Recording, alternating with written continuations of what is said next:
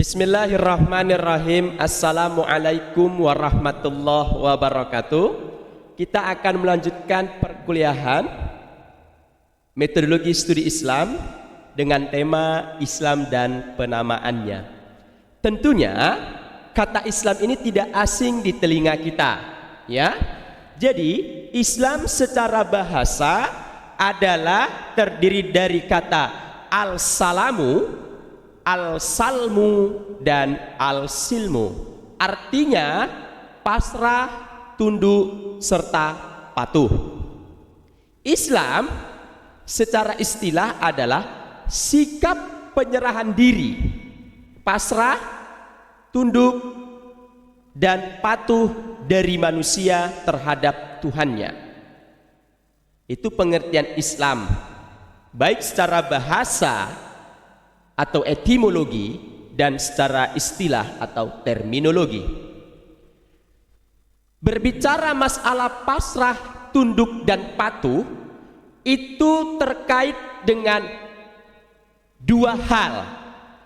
Yang pertama adalah khaliq, yang kedua adalah makhluk.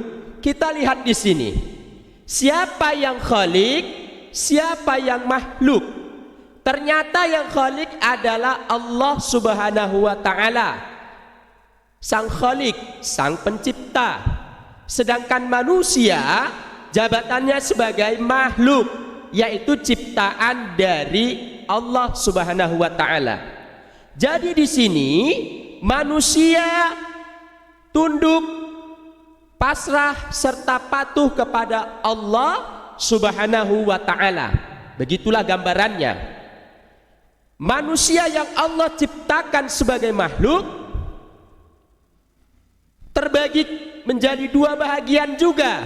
Bahagian pertama adalah manusia yang Allah ciptakan itu ada yang beriman, dan ada manusia yang Allah ciptakan itu adalah tidak beriman. Manusia yang Allah ciptakan beriman, kenapa dia bisa beriman kepada Allah? Karena pertama dia memiliki kesadaran, yang kedua dia memiliki keterbatasan. Kenapa dia beriman? Memiliki kesadaran karena dia sadar yang dia ada di dunia ini karena Allah Subhanahu wa ta'ala. Dia sadar bahwasanya dia adalah makhluk yang lemah. Kemudian yang kedua, keterbatasan. Sejatinya manusia diciptakan memiliki banyak sekali keterbatasan.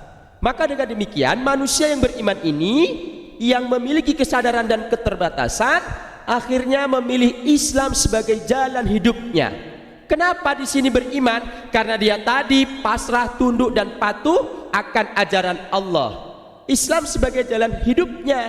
Islam sebagai jalan hidupnya, di dalamnya banyak sekali ajaran-ajaran yang Allah turunkan kepada Nabi Muhammad, yang semuanya akan dilaksanakan oleh pengikutnya yang beriman. Makanya Islam dipilih sebagai jalan hidupnya, karena dengan Islam nanti akan mengantarkan kepada kebahagiaan dunia dan akhirat. Nah, yang kedua, yang manusia yang diciptakan Allah, ada juga yang tidak beriman. Ya, ada yang tidak beriman. Karena dia tidak beriman, menolak, tidak menerima, menolak. Apa yang ditolaknya? Dia menolak untuk tunduk, dia menolak untuk patuh. Tunduk dan patuh terhadap apa? Menolak untuk melaksanakan segala perintah Allah Subhanahu wa ta'ala dan melaksanakan seluruh yang dilarang. Kenapa? Karena tidak beriman. Dia menolak untuk tunduk dan patuh akan perintah. Berarti yang dilaksanakan adalah semua yang dilarang oleh Allah dilaksanakannya. Sehingga dia ujungnya nanti menolak secara keseluruhan ajaran Islam. Ini kebalikan yang beriman. Kalau beriman, dia melaksanakan semua perintah Allah dan menjauhi segala larangannya. Yang tidak beriman adalah melaksanakan apa yang dilarangnya dan menolak apa yang diperintahkan oleh Allah. Inilah manusia yang tidak beriman. Nah, maka daripada itu, inilah pembahasan kita mengenai Islam dan penamaannya. Mudah-mudahan apa yang saya sampaikan dapat dimengerti dan dapat dipahami serta dipedomani. Terima kasih atas segala perhatian. Mohon maaf atas segala kekurangan. Sekian, billahi taufik wal hidayah. Wassalamualaikum warahmatullahi wabarakatuh.